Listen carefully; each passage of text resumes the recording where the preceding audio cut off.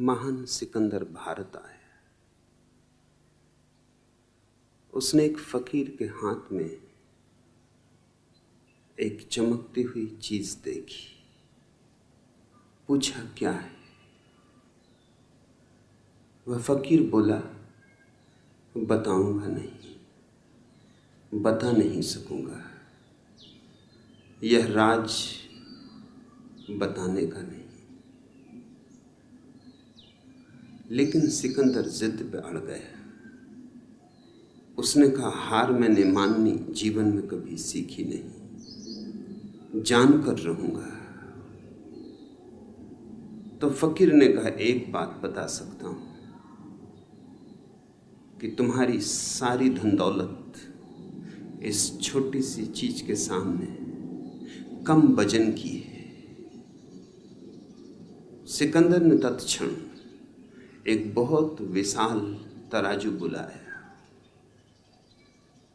और लूट का जो भी उसके पास सामान था, हीरे जवाहरात थे, सोना चांदी था, सब उस तराजू के एक पलवे पे चढ़ा दिया। और उस फकीर ने उस चमकदार छोटी सी चीज को दूसरे पलवे पर रख दिया। उसके रखते ही फकीर का पलवा नीचे बैठ गया और सिकंदर का पलवा ऊपर उठ गया, ऐसे कि जैसे खाली हो।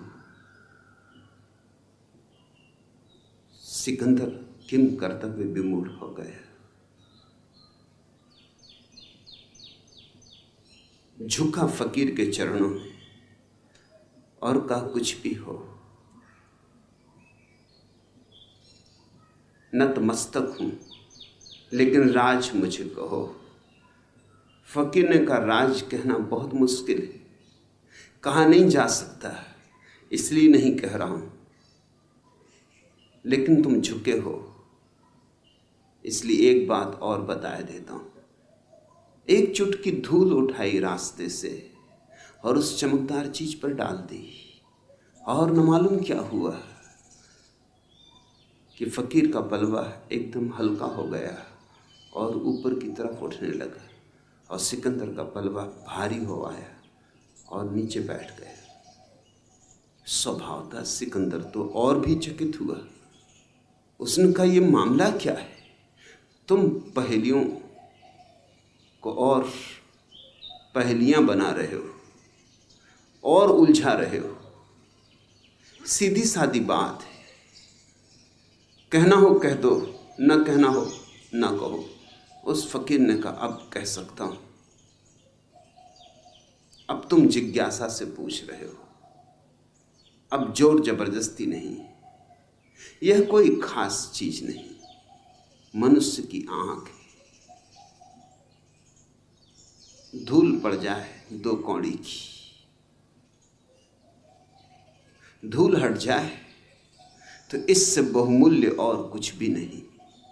सारी पृथ्वी का राज्य भी नहीं, सारी धन दौलत फीकी है। संबोधि का अर्थ होता है नरेंद्र, तुम्हारे भीतर की आंख।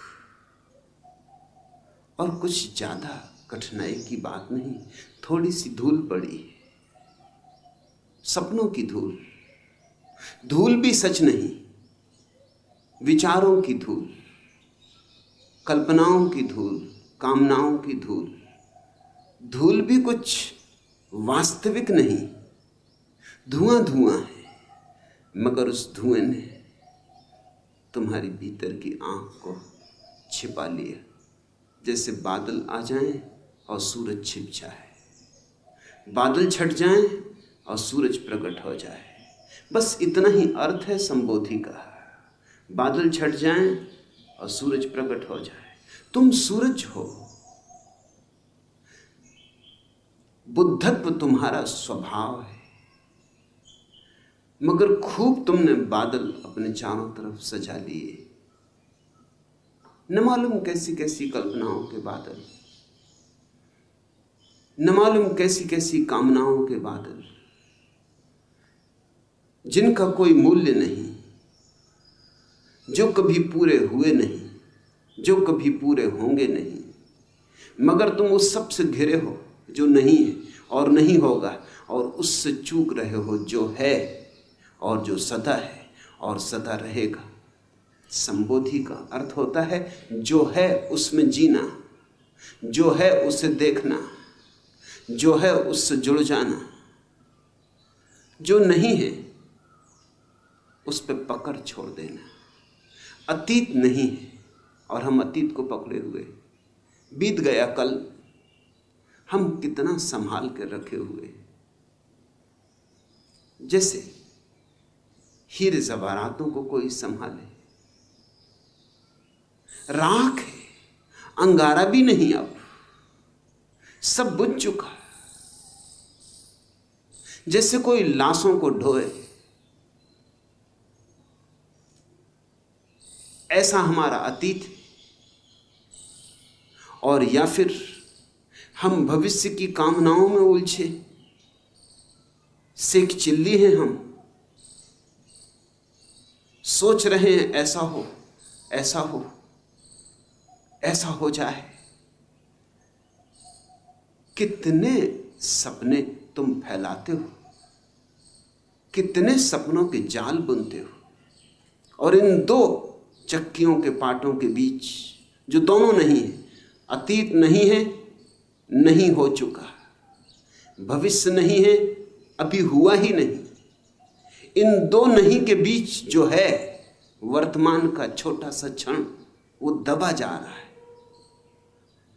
इन दो चक्कियों के बीच में तुम्हारा अस्तित्व पिसा जा रहा है। अतीत से और भविष्य से जो मुक्त हो गया वह संबुद्ध है, वह बोधि को उपलब्ध हुआ, उसकी आंख खुली, उसकी आंख से धूल हटी। एक सम्राट एक दिन सुबह अपने बगीचे में निकला। निकलते ही उसके पैर में कांटा गड़ गया। बहुत पीड़ा उसे हुई और उसने सारे साम्राज्य में जितने भी विचारशील लोग थे उन्हें राजधानी आमंत्रित किया और उन लोगों से कहा, ऐसी कोई आयोजना करो कि मेरे पैर में कांटा न गड़ पाए। वे विचारशील लोग हजारों की संख्या में महीनों तक विचार करते रहे और अंततः उन्होंने ये निर्णय किया कि सारी पृथ्वी को चमड़े से ढांक दिया जाए ताकि सम्राट के पैर में कांटा न गड़े। ये खबर पूरे राज्य में फैल गई। किसान घबरा उठे। अगर सारी जमीन चमड़े से ढक दी गई तो अनाज कैसे पैदा होगा। सारे लोग घबरा उठे।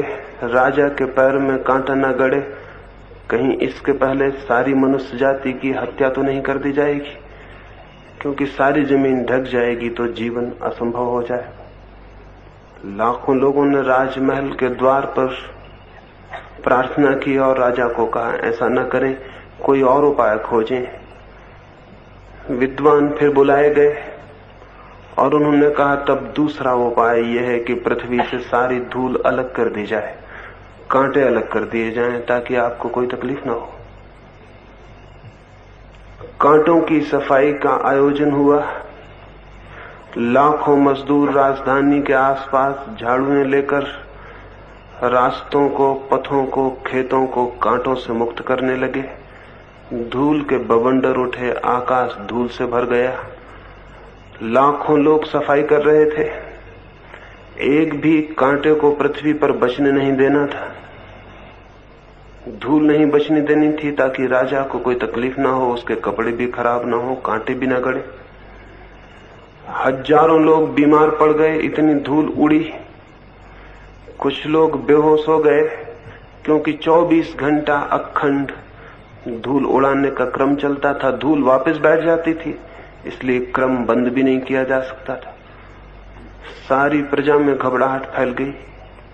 लोगों ने राजा से प्रार्थना की, ये क्या पागलपन हो रहा है। इतनी धूल उठा दी गई है कि हमारा जीना दूभर हो गया, सांस लेना मुश्किल है। कृपा करके ये धूल के बादल वापस बिठाए जाएं कोई और रास्ता खोजा जाए। फिर हजारों मजदूरों को कहा गया कि वे जाके पानी भरें और सारी पृथ्वी को सींचें। नदी और तालाब सूख गए। लाखों भिश्तियों ने सारी राजधानी के आसपास की भूमि को पानी से सींचा।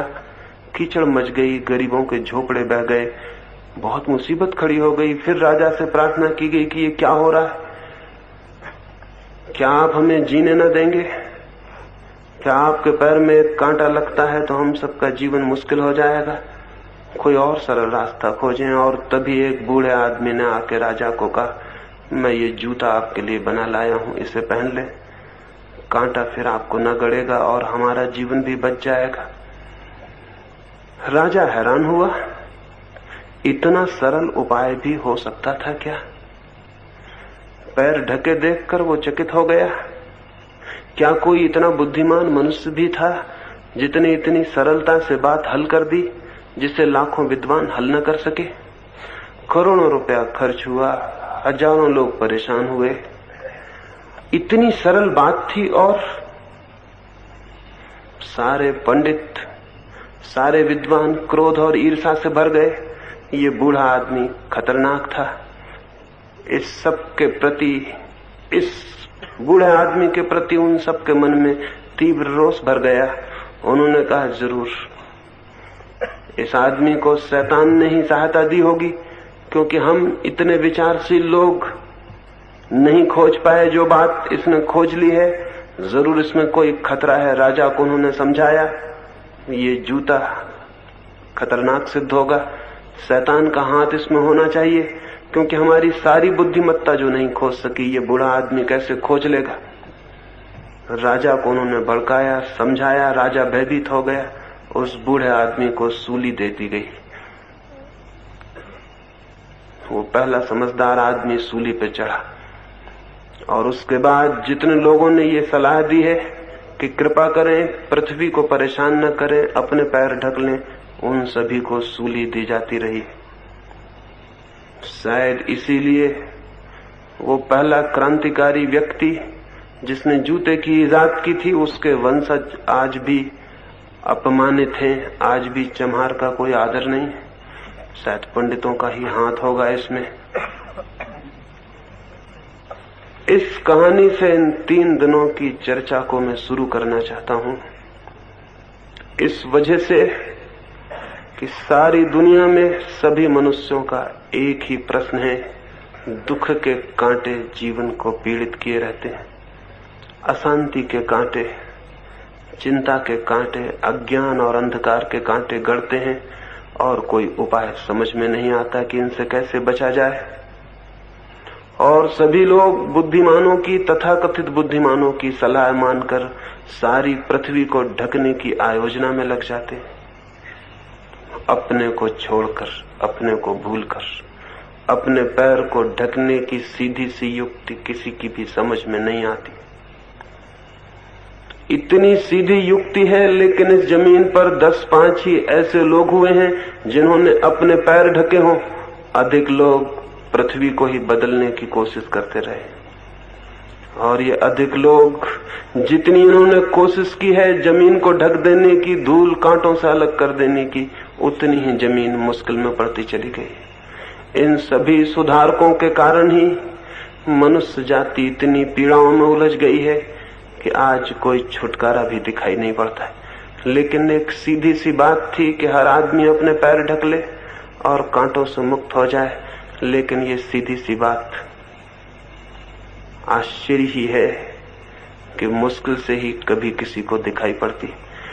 इस सीधी सी बात को ही इन 3 दिनों में समझाने की आपको कोशिश करूंगा।